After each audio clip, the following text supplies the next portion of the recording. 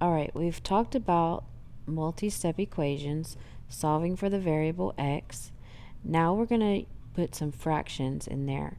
So we have the terms 3/4 x, 2/3, and 11/3. Those are all our terms. And that's important because what we're going to do is take those denominators 4, 3, and 3, and we're going to find the least common multiple of those three numbers. So when you think of when you think of least common multiples, you need to think of skip counting. So to find all the multiples of 4, you'd say 4, 8, 12, 16, and so on. To find the multiples of 3, you'd say 3, 6, 9, 12, 15, and so on.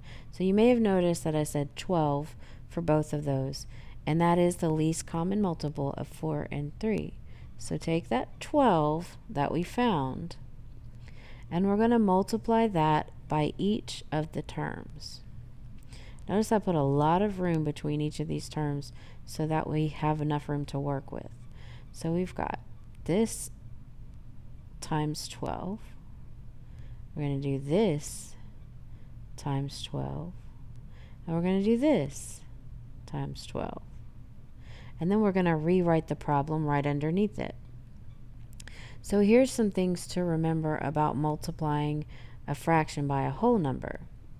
We're multiplying 12 here by 3/4. Okay?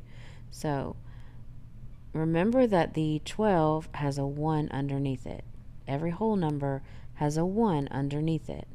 So I could rewrite that as, make it look a little neater, and I'm going to say 12 over 1 times 3/4 x.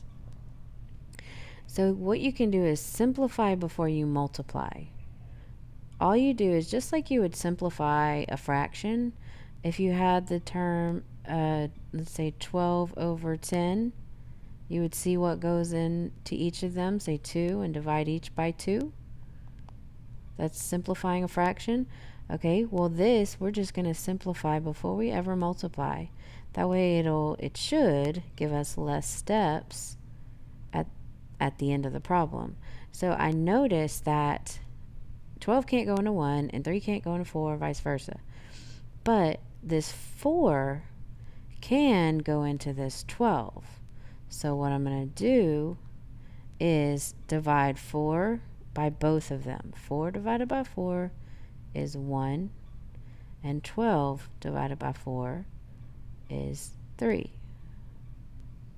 Okay, that's an equal sign. So I'm going to think of this 12 now as a 3 and this 4 as a 1. Let me show you how I would do that if I weren't writing out all these steps. Let's see. So I'm just going to cross out the 4 and call it 1. Cross out the 12 and call it a 3. Because I divided the 4 by 4, got 1. Divided by the 12 by 4 and got 3. Now let me multiply across. I've got this 3 times this 3, which equals 9. And 1 times 1 gives me 1. And I can't forget my x. The x didn't go anywhere. So this is 9 over 1, which I also know that is just 9, right? It's 9x. So that's my first term.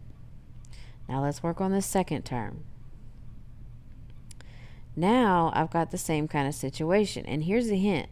If you're multiplying by the least common multiple, you're going to always have this kind of reducing before you multiply step that you can do. That's just because they're all multiples of that number, right?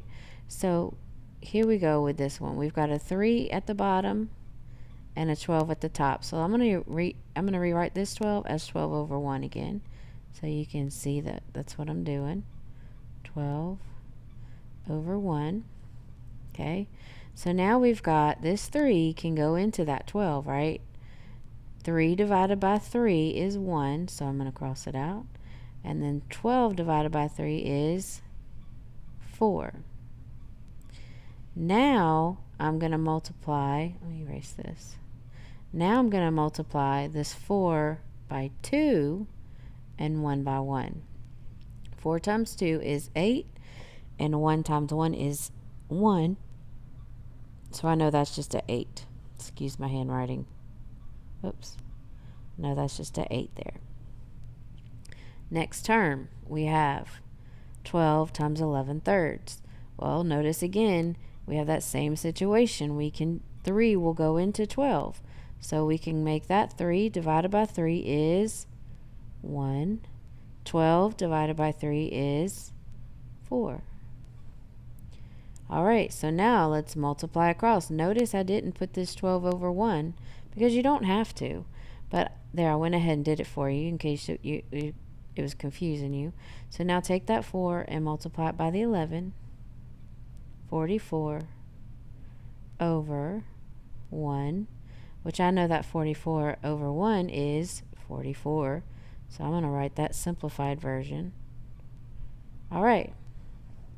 Now notice what I have instead of a bunch of fractions. Now I have a simple equation that we've been working with. So what's my first step? If I go the opposite of PEMDAS, remember I'm working this way now. When we talk about multi-step equation, we talk about solving for the variable. So the first thing on this side would be the addition and subtraction, which is what we have here with plus 8. So I'm going to take off that plus 8. I'm going to try and make it into a 0 by subtracting 8. But if I did it on that side, I have to do it on the other side. So now what I'm left with is 9x equals 36. And just because I don't have any room over there, I'm going to come on this side. So if I had 9x equals 36. So now I don't have any more addition or subtraction. So I'm done with that. But I do have some division going on. So I'm back at this step. Now what's happening between 9 and x? They're being multiplied. So to separate those two, I'm going to have to divide. Since they're being multiplied, do the opposite, which is dividing.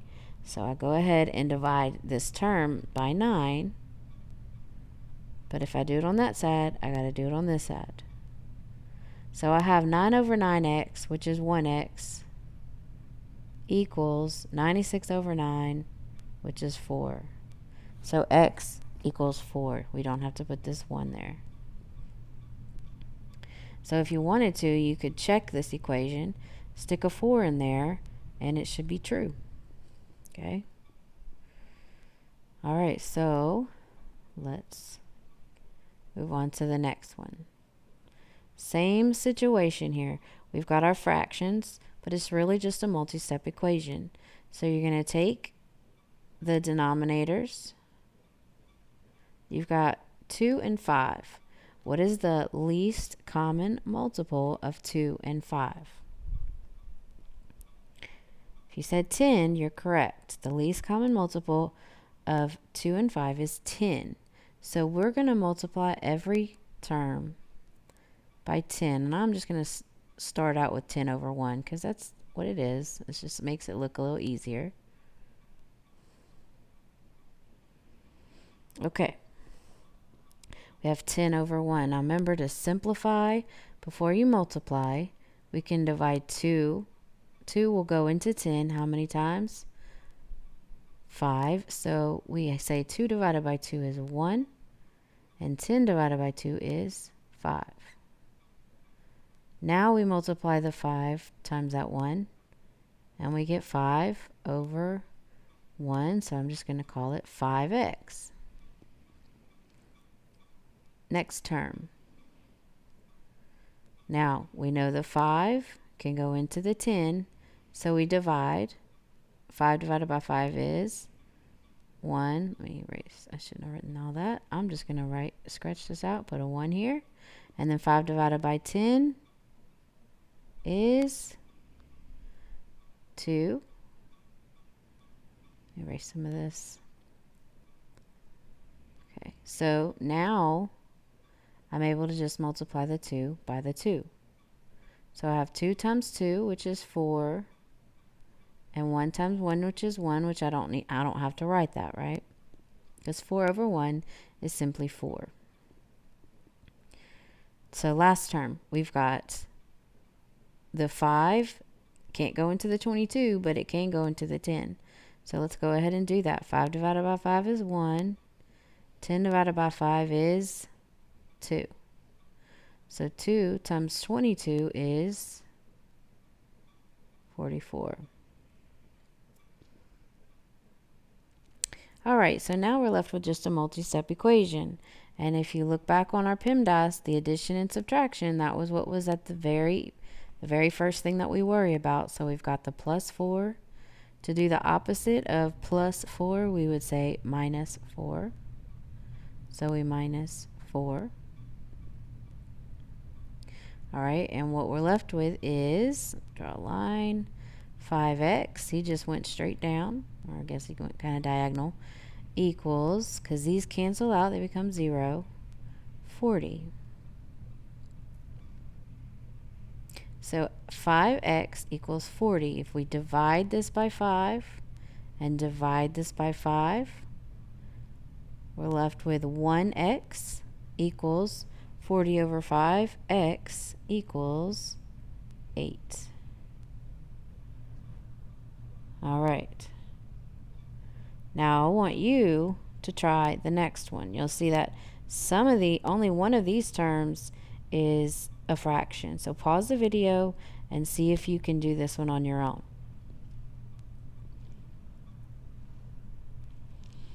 Okay. I hope you're back. Let's see. Let's see how you did.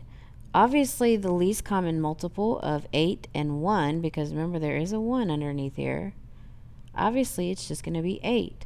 So if we multiply everything by 8 over 1, or 8, then we will get our new equation, okay?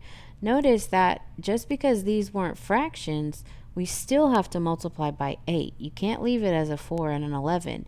You have to multiply them both by 8 as well, because you can't do that to just one term and think everything's going to equal out fine. That's not how it works. So let's look at this. 8 over 1 times 7 over 8. Well, obviously 8 and 8 can go into each other, so let's divide them both by 8. And now we've got 1 times 7, which is 7, and 1 times 1, which is just 1. So I'm going to call it 7. Oh, it's probably too high. Okay, 7x.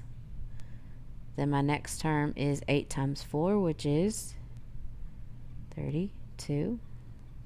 Then 8 times 11, which is 88. So now we're left with the same multi-step equation. Remember, for PEMDAS, we start at the bottom. So we worry about addition and subtraction first. Let's see, we're adding 32. So let's subtract 32. Subtract 32. What are we left with? 7x just gets brought down. Positive 32, negative 32, they cross it, they cancel out, they go back to 0, and so we don't need to write it. Now we subtract 88 and 32. We've got 6 and 5. So now we are left with multiplication, so we're going to divide. Divide by 7 on each side. Left with 1x equals 56 over 7. X equals 8. Is that what you got? I hope so. Let's look at the next one. Try it on your own first and see how you do. Pause the video. All right, let's see what our LCM here is. It's going to be a little bit more difficult, but I know that we can do it. So think about the LCM. You may have already done this, but I always look at the biggest number first, and I say 12. I'm going to start counting by 12s. Can 9 go into 12? Nope. So keep going. 12, 24. Can 9 go into 24? Nope. Keep going. Even though the 6 could, the 9 can't, so we can't take that as our LCM. So next one would be 36. Can 9 go into 36? Yes, it can. It goes in 4 times. So 36 is going to be our LCM. LCM equals 36. So we're going to multiply each term by 36 over 1.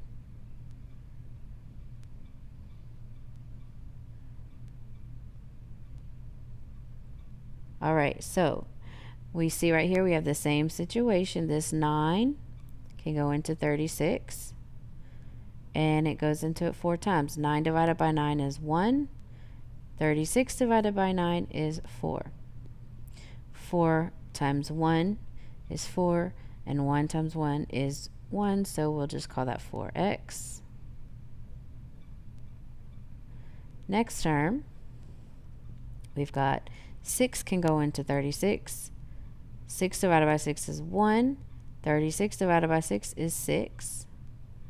So 6 times 5 is 30. 1 times 1 is just 1, so we're going to call it 30. All right, and these are the reasons why you like to simplify before you can multiply, because the 12 goes into the 36 how many times? 3 times. So 12 divided by 12 is 1. 36 divided by 12 is 3. Now instead of having to do 36 times 11, we can simply do 3 times 11, which is much easier for my brain. 3 times 11 is 33, and 1 times 1 is 1, so that just makes that into a 33. So now we have we start with add 30, so we're going to subtract 30 on both sides. Draw a little line. Bring down 4x. These go to 0, so we can cancel them out. They don't affect our problem. 33 minus 30 is 3. All right, so now we're multiplying 4 times x here. So that means we need to divide to get rid of the 4. And here's what we're left with. That's 1x equals 3/4. Now, did you try and simplify the 3/4? That's fine if you did, but just remember that 3/4 is a great answer. So you can just leave your number just like that, 3/4. That's a fraction and it works. Okay, let's move on to our next one. We have 10, 5, and 2. What's our least common multiple? Did you say 10? That's the correct answer. So, I forgot to get you to work it out yourself, but I gave you the least common multiple. So go ahead and try it out. Pause the video and try it out with the least common multiple of 10. Okay, so let's move on. Now we found the least common multiple. Let's see if you got your answer right. We got 10 over 1, multiplying everything by 10 over 1. All right, now this first term here is we have a 10 at the bottom and a 10 at the top. So 10 divided by 10 is 1. 10 divided by 10 is 1. We're multiplying this 1 times that 3. That gives us a 3. 1 times 1 at the bottom is just 1, so it's 3 over 1x, so I'll call it 3x. Now we've got the 5 down at the bottom and the 10 at the top. Those go into each other. So 5 divided by 5 is 1, and 10 divided by 5 is 2. So we've got 2 times 2, which is 4, and 1 times 1, which is 1. So I'm just going to call this a 4. Now over here, we've got 2 and 10. 2 divided by 2 is 1, and 10 divided by 2 is 5. So we've got 5 times 1, and 1 times 1, so that we're just going to call that a 5. Now we're going to subtract 4 from each side. Subtract 4, subtract 4. What are we left with? 3x equals 1. Now we're multiplying 3 here, so let's divide 3. Divide 3. We're left with 1x equals 1/3, and 1/3 is a good answer. Okay, now did you get 1/3? I hope you did. So if these are giving you trouble, please understand we're going to work on these in class. This is just an introduction. Do your best on them, but we will definitely have some more time to work on these, so don't get discouraged if you don't get them right off. Remember, you couldn't ride a bicycle right off either, right? You couldn't swim right off. You couldn't speak right off when you were born. You had to learn. You had to practice. And that's what we're doing with this math. So don't get discouraged. Take a breath, and as soon as we get back to class, we'll be right back at it again. All right, can't wait to see you guys. Bye.